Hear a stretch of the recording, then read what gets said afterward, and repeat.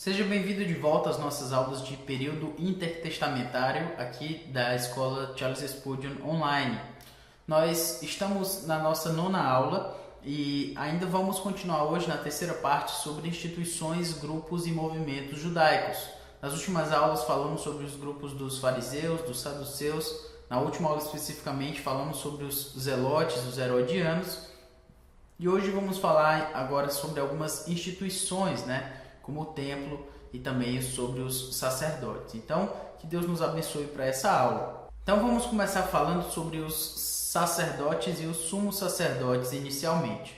Os sacerdotes eram vitais para a vida do povo judeu. Eles se formavam porque somente eles podiam realizar as cerimônias e os sacrifícios dos quais o bem-estar do povo dependia. Era a figura religiosa principal no povo de Israel, eram os sacerdotes, eram eles que ligavam o povo até Deus nos seus rituais, enfim. Então, os sacerdotes, eles espargiam sangue no altar e faziam a expiação pelo pecado.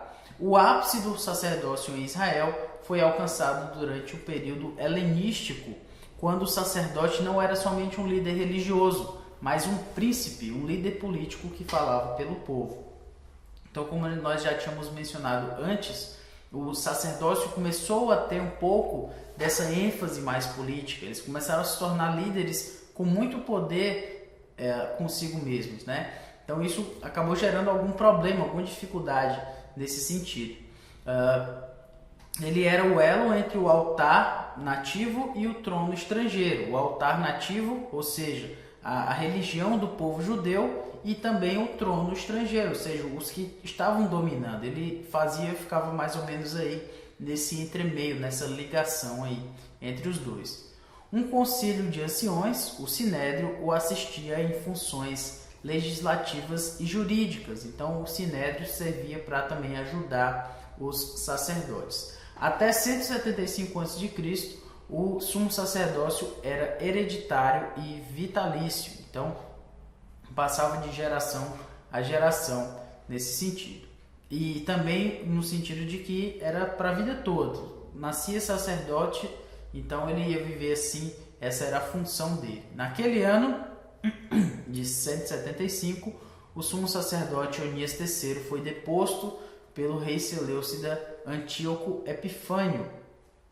E nesse sentido também, principais famílias em Jerusalém começavam a apoiar Jason, que era um progressista, aquele que havia pagado um suborno, vamos dizer assim, um dinheiro a mais para que pudesse alcançar esse lugar de sacerdote. E então alguns o apoiavam, que havia prometido ao rei lealdade grandes somas de dinheiro se ele pudesse declarar Jerusalém uma polis grega e lhe fosse permitido erigir um ginásio. Então, se Jason pudesse fazer de Jerusalém essa cidade grega e lhe fosse permitido construir ali um ginásio, então ele daria grandes somas de dinheiro também e grande lealdade ao rei Epifânio. Mas dentro desses 3 anos, Jason foi deposto e sucedido por Menelau, que profanou os vasos sagrados no templo e planejou o assassinato de Onias III. Nesse sentido, então, logo depois, os macabeus lideraram uma revolta contra os seleucidas e os apoiadores na Galileia e na Judéia.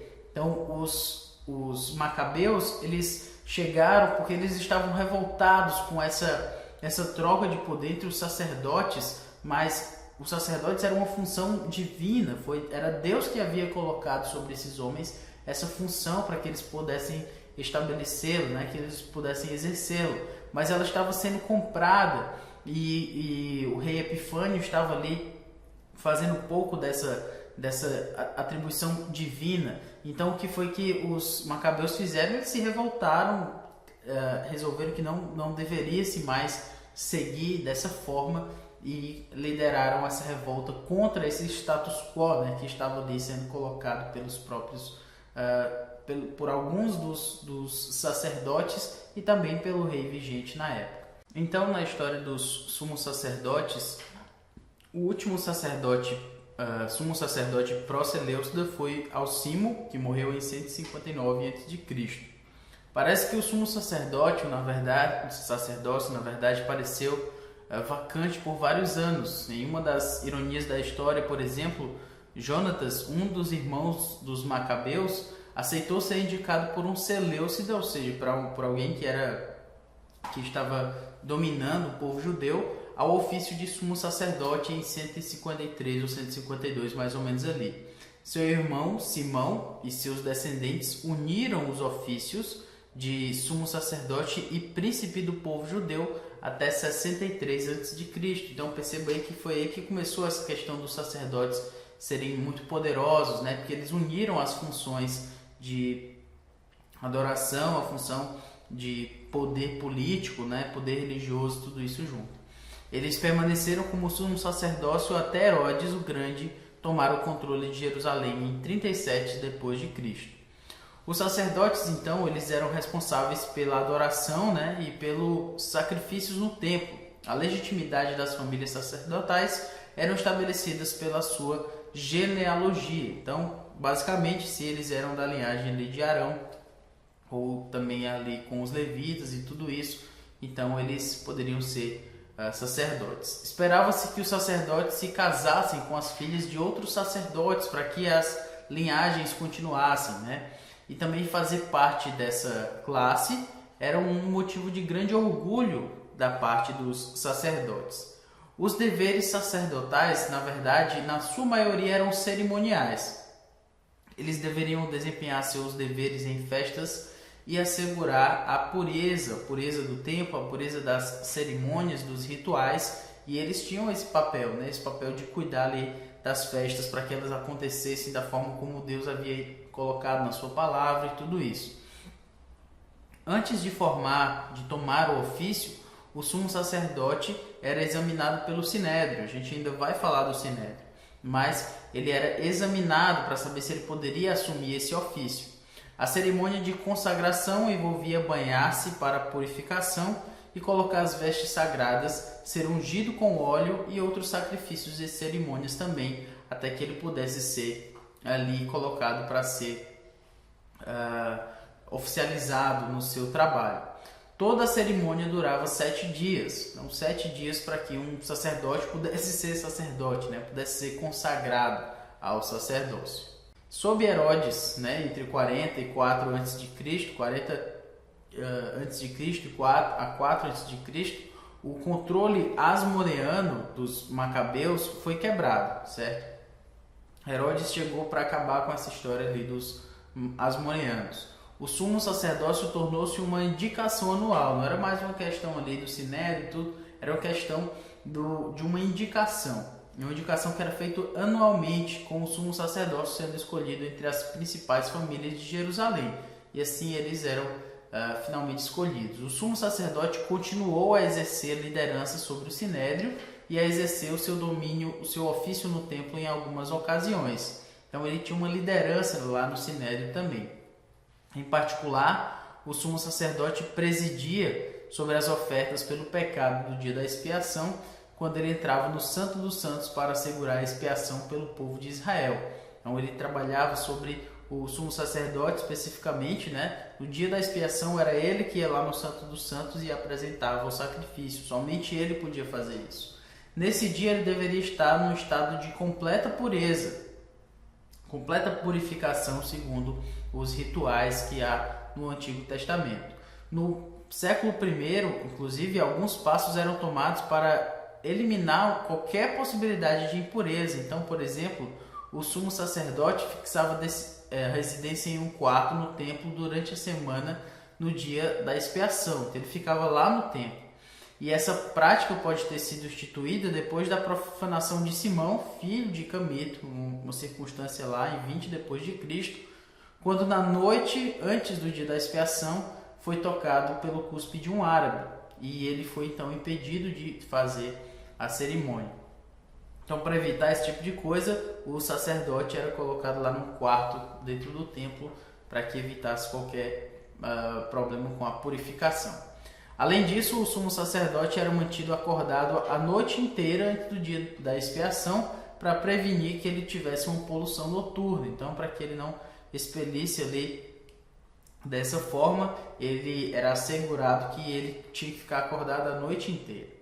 Muitos sumos sacerdotes, notavelmente esses aqui, Joazá, Anás e Jonatas, eles consideravam influência mesmo depois do seu tempo de ofício. Então os caras tinham deixado de ser sumos sacerdotes, mas ainda exerciam grande influência. Então, por esse motivo, o papel de Anás lá no julgamento de Jesus, na narrativa do Evangelho, parece completamente apropriado, porque apesar de ele não ser mais o sumo sacerdote vigente, ele havia sido e esse poder acaba que continuou passando, essa influência continuava com ele. Então, o plural, os principais sacerdotes, ocorre frequentemente nos Evangelhos, você pode ter percebido. Então, os principais sacerdotes, enfim, também acontece em Atos e 2 vezes em Hebreus. A gente precisa lembrar que esse termo parece se referir àqueles sacerdotes que tinham posições mais proeminentes de responsabilidade sobre outros sacerdotes. Havia um sumo sacerdote, mas também havia os principais sacerdotes, que eram os que tinham uma posição mais forte, ali, mais prominente diante dos outros. Alguns eruditos até discordam, dizendo que o termo designava o sumo sacerdote os outros sumos sacerdotes anteriores, né, e os membros das famílias aristocráticas das quais os sumos sacerdotes eram selecionados. Mas enfim, os sacerdotes dessas famílias, contudo, sem dúvida, tinham posições de influência. Então, é mais possível crer que eles tinham uma posição de prominência diante dos outros.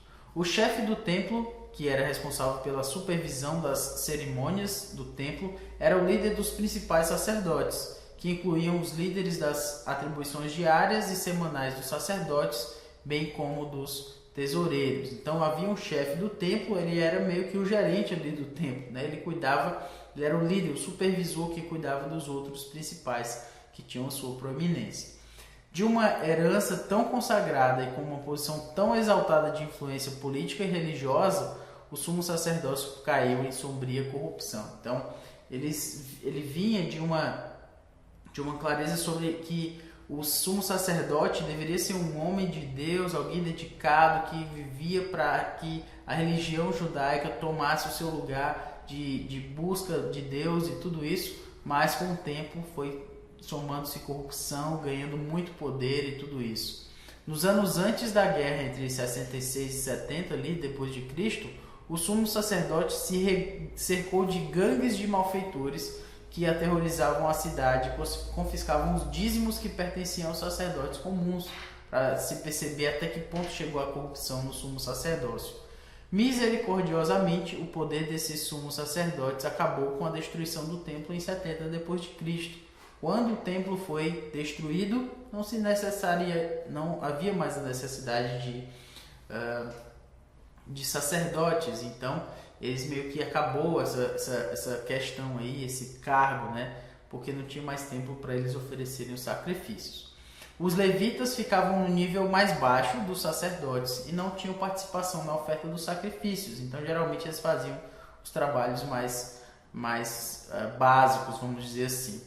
Os cantores e músicos, contudo, eram a classe mais elevada dos levitas e tinham que provar pura descendência, né?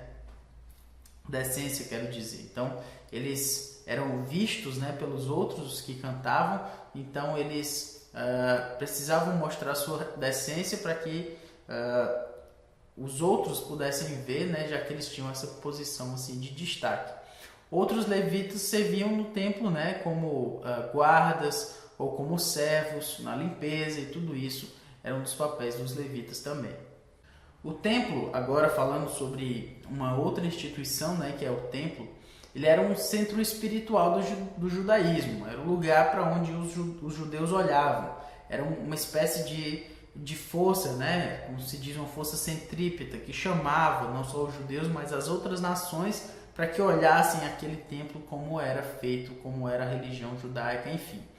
Então, o primeiro templo foi construído cerca de 960 e 953 a.C. por Salomão. Você deve lembrar da história que Davi quis construir e Deus disse que Salomão construiria. Depois da destruição desse templo pelos babilônicos, O segundo templo de Zorobabel foi construído no mesmo lugar entre 520 e 515 a.C., mas esse não era tão esplêndido quanto o anterior. Então ali é a história de Ageu, de Zacarias, que vai tocar nesses pontos aí, lá da construção do segundo templo, que não tinha toda a pompa do primeiro. Como parte dos seus esforços de ganhar favor dos judeus e impressionar os romanos, né, com a importância da Judéia, então Herodes, você deve lembrar que Herodes era um grande político, então ele era bem articulado, ele queria uma boa relação com os judeus, mas ele também queria uma boa relação com Roma. Então, o que foi que ele começou a fazer? Uma construção de um magnífico novo templo por volta ali entre 20 e 19 a.C. João 2,20 diz que no início do ministério de Jesus, o templo estava em construção por 46 anos, ele nem tinha sido concluído ainda. Ele não foi completado até o templo de Albino, né, em 62 e 64, e um exército de trabalhadores esteve envolvidos ali na construção. Joséfo relata que 10.000 trabalhadores leigos e 1.000 sacerdotes trabalharam na construção desse templo de Herodes, e o templo ficava sobre a santa cidade e sua beleza era deslumbrante, né? Como diz lá em Marcos 13, era belo demais o templo que foi construído. Qual era o formato do templo? O formato, ele tinha um portão dourado, era a entrada principal do templo, né? Pelo leste. No centro da área do templo, do lado oeste, passava-se através da porta chamada Formosura para entrar na corte das mulheres. Nenhum gentil podia entrar pela porta Formosura, né, ou Formosa, diz lá em Atos 21. Então esse pátio aqui exterior, esse era o pátio dos gentios. Passando para cá, não se poderiam os gentios entrar. Em cada canto da corte das mulheres havia câmaras, então cada um desses espaços aqui eram câmaras. E havia a câmara de madeira, a câmara dos nazireus, do óleo e da purificação dos leprosos. E também subindo um pouco, estava-se através das portas de bronze do portão de Nicanor, dentro da corte dos israelitas. Então você passava por uma outra porta aqui e você estava nessa corte dos israelitas. Somente sacerdotes eram permitidos passar da corte dos israelitas para a área do grande altar. Então havia um espaço aqui, mas só sacerdotes podiam entrar por essa porta maior aqui, que era a porta para o altar. Jesus previu a destruição do templo lá em Marcos 13, diz que isso ia acontecer, e em 70 depois de Cristo, somente alguns anos depois que o templo foi construído, aquele templo de Herodes também foi destruído. Tanto ouro foi carregado da destruição do templo que Joséfo disse que o mercado do ouro por toda a Síria estava saturado, né? O padrão do ouro foi diminuído pela metade do valor anterior. Então, com isso, é a ideia de que o templo realmente tinha muito ouro, mas nos espólios de guerra foram levados muito desse ouro aí, porque o templo havia sido destruído. Então, aqui você tem uma figura um pouco maior daquela figura que a gente estava percebendo, aquela porta, né, que foi falada. Então aqui as câmaras, né? Então uma outra área aqui e a área do altar. Toda essa área de fora era a área dos gentios e eles poderiam ficar aqui junto com os outros judeus, mas passando aqui para dentro do templo por essas portas aqui, só quem poderia fazer isso eram os próprios judeus. Inclusive sob pena de morte, né? Isso também a gente pode perceber na história bíblica. Então, um pouco aqui de uma visão mais por cima, né? Nós temos aqui as câmaras, como falamos. Então, a porta formosa, né? Que dava para a corte das mulheres. E então, o portão de Nicanor, esse portão aqui que dava acesso a essa área aqui de uma outra corte dos sacerdotes, enfim. E também aqui a corte dos israelitas, certo? Passando para cá somente os sumos sacerdotes. Aliás, somente os sacerdotes poderiam entrar aqui no santo lugar. E somente o sumo sacerdote podia entrar lá no Santo dos Santos, que era uma outra área lá dentro dessa área aqui do altar. Aqui, como já falei, a área dos gentios, né? Aqui o pórtico de Salomão, certo? Ou seja, o alpendre, né? O lugar onde as pessoas ficavam, e o pórtico real, como você percebe aqui. Uma outra visão do templo, agora olhando da parte de dentro aqui, né? Do santo lugar, como nós falamos, né? O portão de Nicanor. Aqui tinha a corte dos israelitas, mas para entrar aqui na área do altar mesmo, né, especificamente, deveria ser um sacerdote. E aqui então havia os quartos, né, os lugares lá dos sacerdotes, também o Santo dos Santos aqui. Então, como você percebe aqui também, alguns outros portões que davam a entrada, né, para a área aqui dos israelitas. Uma pequena comparação aqui para a gente ter alguma ideia. O templo de Salomão, esse templo aqui, dessa forma, né? O altar e tudo isso. E aqui é o templo de Herodes. Só uma dica, tá? Quando você lembrar do templo de Salomão, que é falado lá de São Paulo, da Igreja Universal, ele não é o templo de Salomão, certo? Ele é o templo de Herodes. Foi tirado a partir desse exemplo aqui. O templo de Salomão era muito menos pomposo, vamos dizer assim, do que o templo lá, o templo de Herodes. Então, para a gente ter uma pequena ideia aqui, uma comparação, né?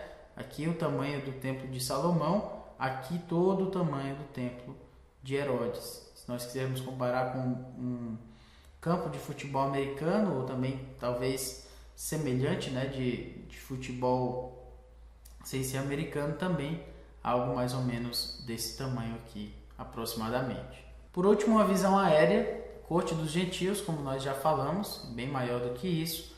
Aqui as câmaras, a corte das mulheres, o portão de Nicanor, a corte dos israelitas, então como você vê aqui, para deixar um pouco mais claro, aí aqui já era a corte dos sacerdotes. Os israelitas que não eram sacerdotes não poderiam passar para cá. Então aqui somente os sacerdotes, o altar para a queima das ofertas, né? Tinha uma rampa aqui para subir e também alguns quartos, então eles poderiam aqui entrar no lugar santo, certo? Somente os sacerdotes mais uma vez, e aí você tem o santo lugar e aqui o Santo dos Santos, em que só o sumo sacerdote poderia entrar. Como nós falamos anteriormente, muitos outros portões por onde se poderia entrar também.